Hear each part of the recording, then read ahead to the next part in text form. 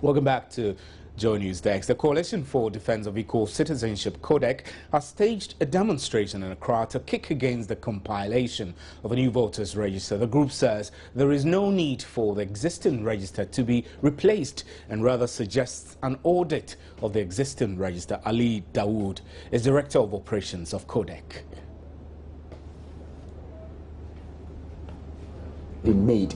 What we did today was to sample the ordinary views of all Ghanaians, indeed those in majority, that we do not need a new voter register. That is what we did. And so when you read on the placards, so what do you say you are influencing? Are you influencing the views of people, or you are sampling their views? Now, you see, when we organized the forum, it was to give people the opportunity to air their views. So CODEC really could not put words in the mouth of their followers. How did they air their views? No, we gave them the platform to state their position, and they did that. What did they say? Simple. What did they say? They give the clearest indication that they do not need a new voter register. What we need to do is to ensure the maintenance of credibility in the existing voter register. Remember, a credible voter register does not necessarily mean a new voter register. You could have a register, it could be problematic, of course. It's something that, you know, is normal with human institution. But you must take steps. You must build internal mechanism to clear all errors or to weed away anything that will be problematic in the voter register, because there's no guarantee that tomorrow, if you should go for a new voter register, these problems that we are crying wolf about will not occur. In fact, they will be worse, because the argument that, for instance, somebody used NHIS card to obtain a voter's ID card, for instance, and therefore you could not vouch for his citizenship. Remember, when the new voter register is being collated or is being done, anybody with the previous voter's ID card is allowed to register. And on those ID cards, there's nothing that indicates that Ali, for instance, acquired his with NHIS. There's nothing that shows. So for you, if we should go ahead and put together a new register, what's the big deal for CODEC? What's the big deal? Will it hurt the country in any way? Will it jeopardize our elections in any way? It wouldn't, right? It will. How? Time is something that is not renewable. I'm sure you know that already. And so the greatest resources that will deplete for no good reason is time. They will be taking us, like I said, centuries back. We are moving forward, of course, in a proper direction. Every 4 years, we change our register. The only time since 1957 that this country has seen a credible biometric voter register is 2012. And so allow us to use that. And you see, the advantage that comes with the existing voter register is significant. Its inbuilt mechanism allows you to detect multiple registration. You can't even vote twice. You may be able to register maybe 1,000 times. But believe me, after the exercise during exhibition, it will show you. They will delete all 999 times that you registered and leave just one. Underage, they are there. That is why IPAC is there, to make sure that some of these things, when they occur, we will weed them out. An exercise as credible as having a biometric voter register requires, one, if there's any doubt to be raised, that there should be incontrovertible evidence, preponderance of which should tilt towards changing the voter register. Failure of this should have an absolute ignorance about the electoral processes. What does it mean? It simply means that for somebody to challenge the credibility of the existing voter register, the person ought, first of all, upon himself to produce evidence beyond which there will be no doubt. You think the MPP has they have not done that. You think so? And this language, potential, they need to take Ghanaians much more seriously. Potential is not certainty, and in law, certainty is everything. This is what you're going to tell the team if you should meet them tomorrow. If it is about personal dissatisfaction, maybe because I feel that I keep losing elections and I keep losing elections every year, so I need to come up with an excuse, you know, to question the credibility of my future laws. I mean, those are unfortunate comments, but they do not constitute solid reason for which should inform a change of our existing biometric register. Right now, the U.S. government says it's closely monitoring the brouhaha over Ghana's electoral roll and will soon initiate work with parties to address the matter. The U.S. government says it is concerned about the developments in Ghana and is monitoring the situation closely. Speaking to journalists at the Edward Murrow Journalist Program in Washington, D.C., U.S. Ambassador-designate to Ghana Robert Porter Jackson lauded the Electoral Commission for setting up a committee to look into allegations of a bloated register. We're trying to reach our reporter reporter Seth Kwame Boateng, who is there for Joy News. I reckon that is about 5 a.m. now in Washington, D.C. Seth, if you're there. Right, I think we don't have Seth Kwame Boateng. Let's go on to the telephone lines now and speak to David Agbe, who is Executive Director of the Ghana Institute of Governance and Security. He's also a governance expert. David, good morning and thanks for joining us on News Desk. Yeah, thank you so much, Steve. So there are concerns that the U.S. government offering to support Ghana in addressing what is seen as a sovereign matter. Is this a big deal? Yes, it is. And it is fantastic that U.S. government is ready to support Ghana to resolve these kind of impasse about the electoral register. Do not forget that U.S. owns the ideology of democracy. So anything that will jeopardize or that would not favor Ghana as far as our young democratic dispensation is concerned, U.S. government needs to be involved such that the ideology of democracy could be nurtured and grow in Ghana. So but David, David, will you not see this as an intrusion? I mentioned earlier that an issue of voters register is a sovereign matter for a country to deal with, really. So wherein comes the U.S. government?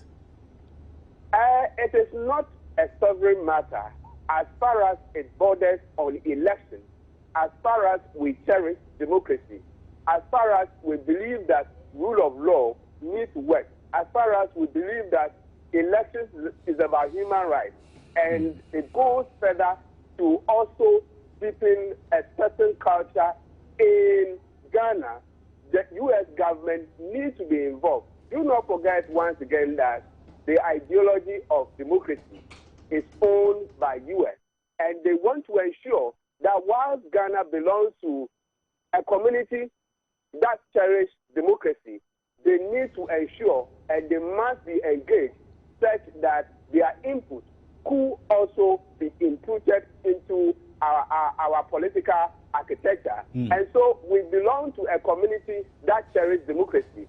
And almost about 193 countries in the world belong to democratic regimes. And so why do not U.S. involve in our internal political affairs such that it will mirror to the democratic credential of our country?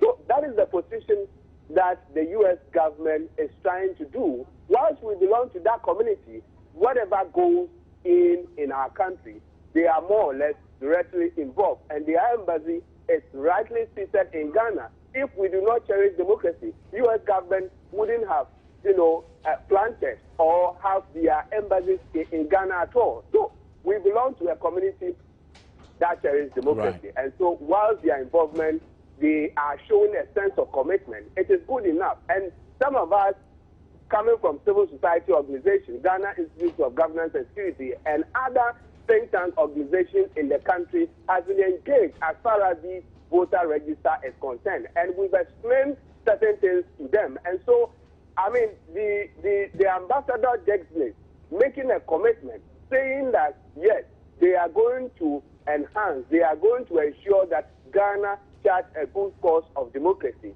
It's one of the things that we have also submitted to them, or we have also made presentation to them. So David, let me get it clear.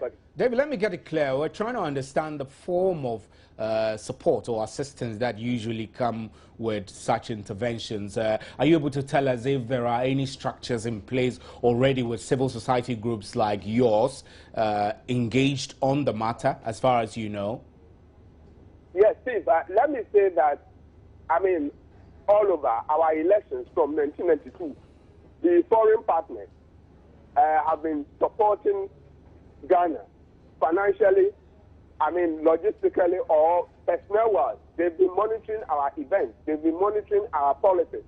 And so in this case, what we want to say or what we are suggesting to the international community is that Ghana's electoral register is an important document such that all the political parties need to be involved such that we'll be able to have a creditable or more or less a valid voter register that will not, be challenged by any other political party. So we are appealing once again to the U.S. government, or we are saying that we cherish them so much by saying that they are going to enhance, they are going to commit resources such that we'll be able to nurture our young democracy. So it could come from logistics, it could also come from personnel, it could also come from monetary matter such that we'll be able to have a national identification, card.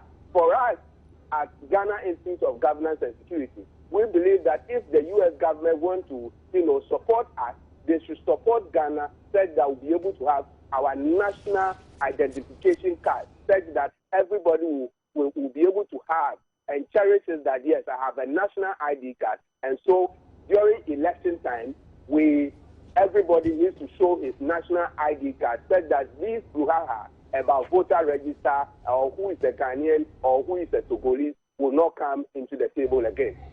Right, David, we're grateful for your time on Newsdesk. Thanks very much. David Agbe is Executive Director of the Ghana Institute of Governance and Security. Let's get on to the lines now. We have Seth Kwame Watting, who is joining us live direct from Washington, D.C., where the U.S. ambassador designate to Ghana has been speaking about supporting Ghana in settling or resolving the matter involving the debate over whether or not Ghana needs a new voters register. Seth, good morning. I know it's very early there. What exactly has the U.S. ambassador designate to Ghana been saying?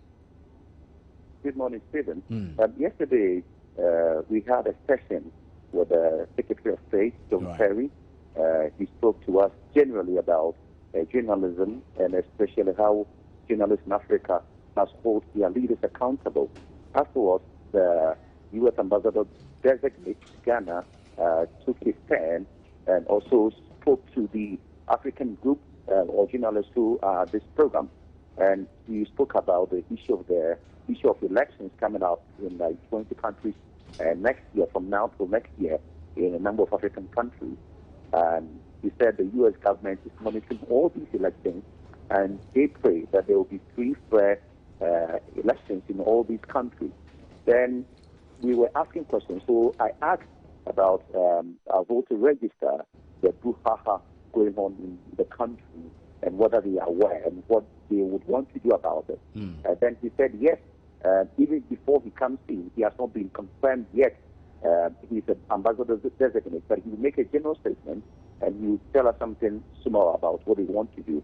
Right. And he said that when he comes down, he's going to meet all the parties. He didn't say he is for or against what the NDC is pushing for, or he is for or against what the NPP is pushing for.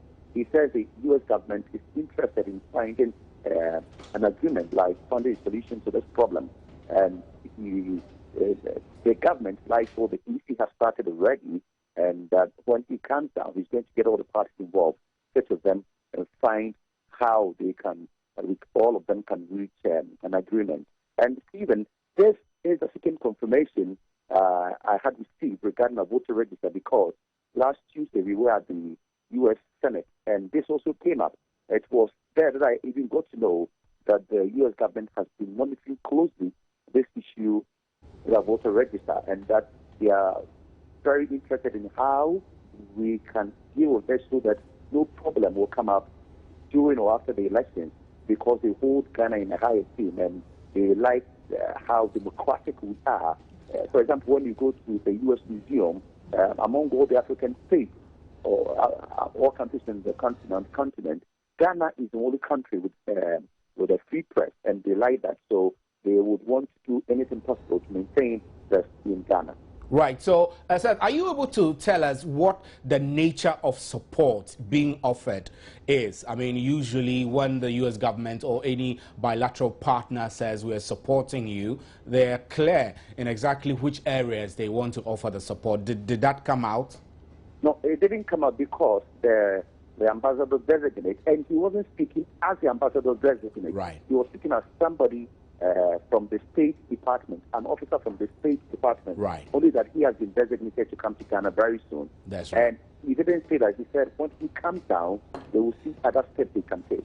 But he was emphatic that when he comes down, they will meet with the EC, meet with the civil society groups, meet with all the parties, and see how they can find a solution to this. Right, Seth. So before you go, quickly, were there any other bilateral issues that came up? I mean, from the Africa-wide region, if there were specific concerns with perhaps, say, terrorism and etc. on the continent, drug-related issues, did anything at all come up? A number of issues came up when we met Secretary John Kerry. From the African group, I was selected to ask a question on behalf of Africa, and we agreed to ask something on the U.S. foreign policy regarding Africa and how China seems to be competing with the U.S. On the continent. And Secretary Kerry said they appreciate what China is doing. They see this as partnership. So if China has what it takes to help Africa, why not? They should come on board, because when we get a number of developed countries come together, we can successfully build the continent. So this issue came up, and all the meetings that we've have had with the officials from the State Department, they have been particular about democracy in Africa and how journalists here must hold their leaders accountable. They said that we should be courageous and tell the story of our country. We should not be afraid of any government official, because we elected them into office. We are paying them with our taxes. So they must be accountable, and that we should not be afraid to ask all the questions and get answers for the citizens. Kwame Boateng, we're grateful for your time. Seth is our reporter who is on the Edward Murrow program, currently ongoing in Washington, D.C., where selected journalists from across the globe get the opportunity to tour government institutions and structures within the United States of America. Still in the U.S., the Secretary of State, John Kerry, is asking African journalists to be bold and demand accountability from their leaders on behalf of their people. U.S. Secretary of State John Kerry is asking journalists, especially those from Africa, to be bold and demand accountability on behalf of their citizens. The Secretary of State says this has become crucial because of the escalating proportions of corruption by leaders in a number of developing countries. John Kerry was addressing 100 journalists from across the world attending the Edward Murrow program for journalists underway in the United States. Ghana is currently represented by the multimedia journalist Seth Kwame Boateng. The Secretary of State Kerry says the U.S. government will continue to empower journalists from across the world to promote freedom of the press. My name is Stephen Anti. You're still watching Newsdesk, and we'll be right back with more.